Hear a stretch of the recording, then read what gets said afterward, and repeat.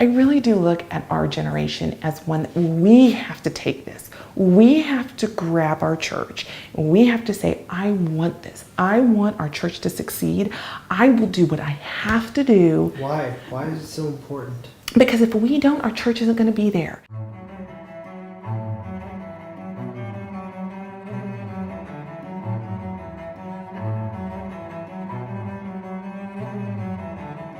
I wish we had done more. I don't know what there is for us to do. I don't feel like we have a spot yet.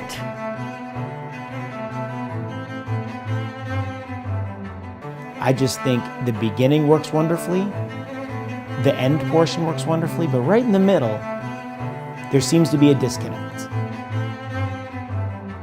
I think sometimes what we've lost is masked by, converts coming in, people moving parishes, and so there's a constant flow in to sometimes cover up the point that there's also a constant flow out. The organizations have already been established, the churches have already been established, and so that kind of lack of a responsibility towards our churches maybe makes our generation a little bit less willing to do stuff and a little bit maybe more even apathetic in some ways.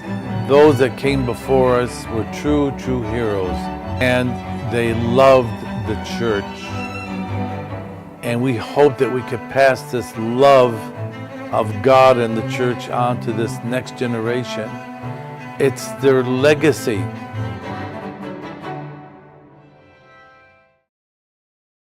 Now we're going to hear from the dynamic spirit of this archdiocese, the heartbeat of this archdiocese, NAC Teen Soyo. Teen Soyo. And that's Miss Lawan.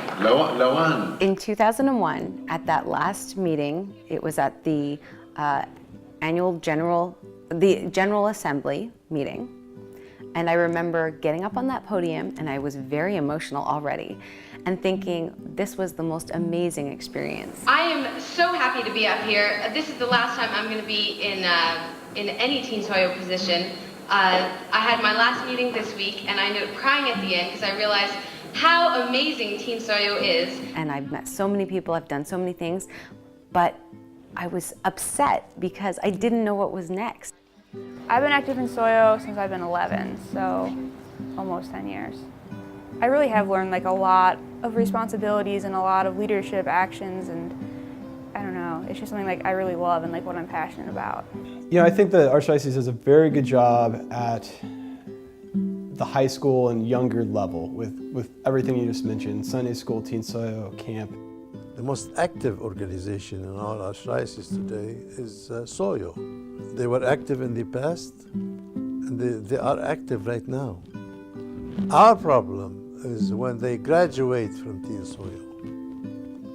Just thinking about it, my years to come, I've been thinking about it a lot lately, and even when I was elected position, I was I'm gonna make the best of this because this is my last year to do any of this. It's my last year to really be involved in the church, which clearly is not true, but that's just how I feel my age group thinks. Metropolitan Phillips started this path. You look at the way that kids go. They start the Sunday school, they love Sunday school. They can then go to camp. Thanks to Metropolitan Phillip and his vision for the camp, they have that. Then they have Teen Soyo. They leave Teen Soyo, they would need a young adult group. That's what's needed next. I think that our programs have been helpful, whether you're talking about the Bible Bowl and the camping programs and youth programs. I think to the extent that we thought we could lure them into the church by these side activities, whether they were dances or huffleys or whatever it happens to be, and hoping that they'll stick around, I think that hasn't worked out so well. I'd like to think that I would still be a big part, the church would be a big part of my life, but I see in my siblings that they're in college now and they're in their 20s, it's not really a big deal to them anymore.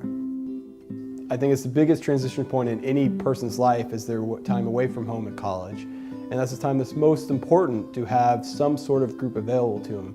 So you need Teen Soyo Part 2, you need something else there. Without it, you just, you laid the foundation and then you just let your kids go and there's nothing there for them. We were talking about people between 20 and 30 and 35 and sometimes 40.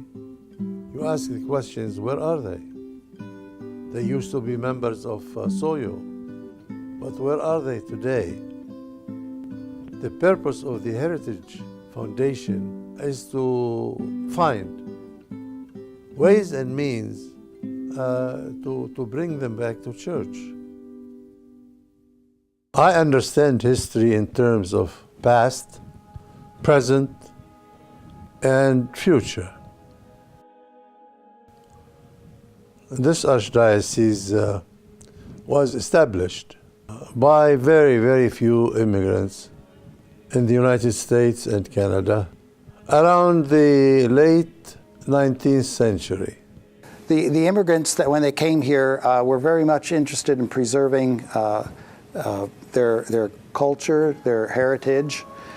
But it wasn't until the first generation born in this country went off to World War II.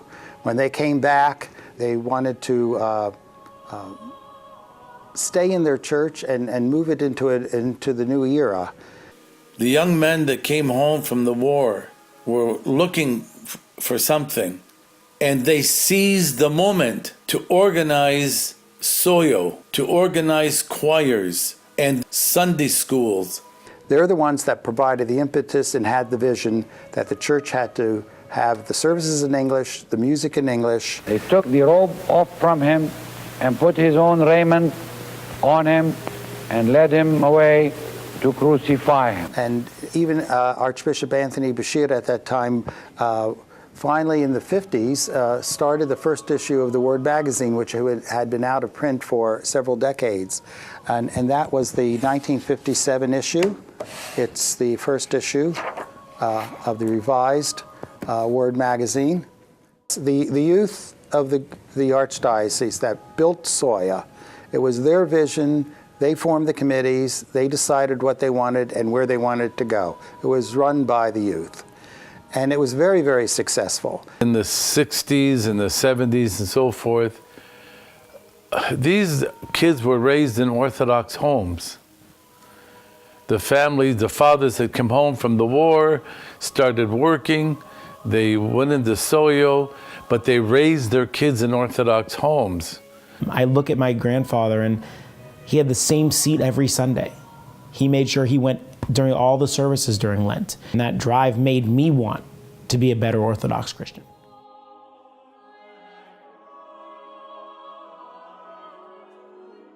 When Metropolitan Philip took the helm in 1966, this archdiocese has grown in leaps and bounds.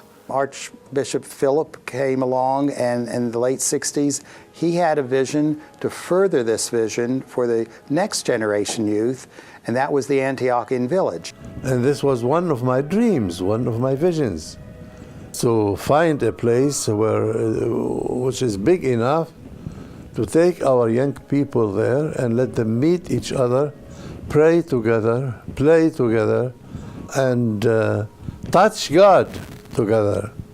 And the Antiochian village is such a place. And the camp broadened the outlook for these youth, brought them into the modern age of the 70s and the 80s.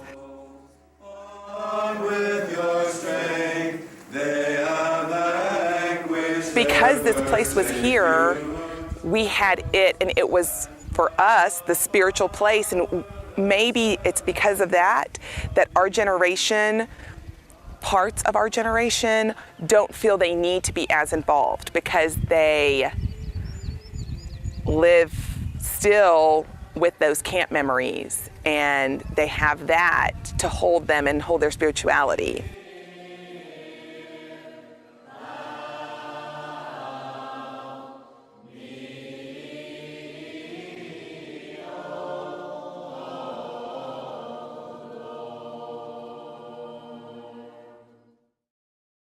There's an Arabic proverb that says that men resemble their times more than they resemble their fathers.